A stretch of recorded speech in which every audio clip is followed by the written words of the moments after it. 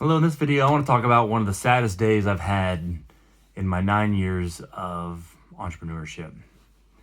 Well, I was on vacation in India with a friend, and I got a notification on my phone that someone had invited me to their DJ business on Facebook. Well, I looked into it, and it was my main MC and main DJ for my wedding business. They had essentially started their own business. So I was kind of shocked and confused. So I messaged them, and they basically said, "Hey, yeah, we're out. Sorry, but we're not gonna do this anymore, and we're gonna start our own things." Well, that really hit me hard. Actually, that kind of broke my heart and made me pretty sad because these guys, I didn't even know they were unhappy. One, I mean, I'd worked so many events with them. We just had a killer time. I made sure to take care of them and do whatever I could. I'd set up the weddings for them so they wouldn't have to do that. They could just show up and do it. And I just did anything I could to make their lives easier. And, one of them, they're both my friends, actually. That's what makes it the worst, that they're my friends. One of the guy I knew for almost 20 years. Heck, I did dozens of weddings with him. We had a great time. And I've got a lot of memories with him outside of even the wedding stuff. So it kind of blindsided me. And even the other guy, we 3 weeks prior to that, we had gone out to the Dayton Ballet, had a meet the cast at a local bar. Well, I had paid for this guy's Uber, paid for, I think there was an entry fee, I can't remember. I paid for the entry fee, and I paid for all this guy's drinks. And I made sure to tell him throughout the course of the night that, hey, I really appreciate you, and I'm glad you're working with me, and you do great things, so just keep it up.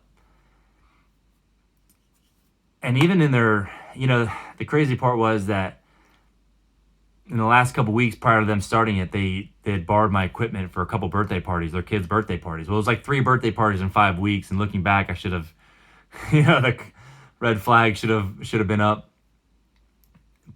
And of course, they took my music. And their picture of their setup with them in it, it's my setup, it's my exact equipment, to the T. Same everything. And they're even wearing the $300 shoes I bought them. So I bought them $300 gift certificate to a place called Allen Edmonds. We always talked about our shoe game and our sock game being on point. And I remember, so it was that December, 3 months prior to, I got them gift cards, $300 each to all my staff.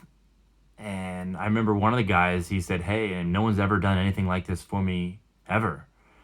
And I said, "Hey, you're worth it. I appreciate you. You're doing an awesome job for me." So he was wearing their shoe. They were both wearing their shoes in the photo, and the $100 shirts that I bought them, and everything like that. And yeah, it kind of hit me hard. It kind of blindsided me because, in all honesty, I didn't know they were happy. And it's my job to make sure that they are. It's my job to ask them. So I am at fault for that. You have to, when you're a business owner, you're a manager, it's you have to make sure they're happy because they might be on the edge of bouncing anytime.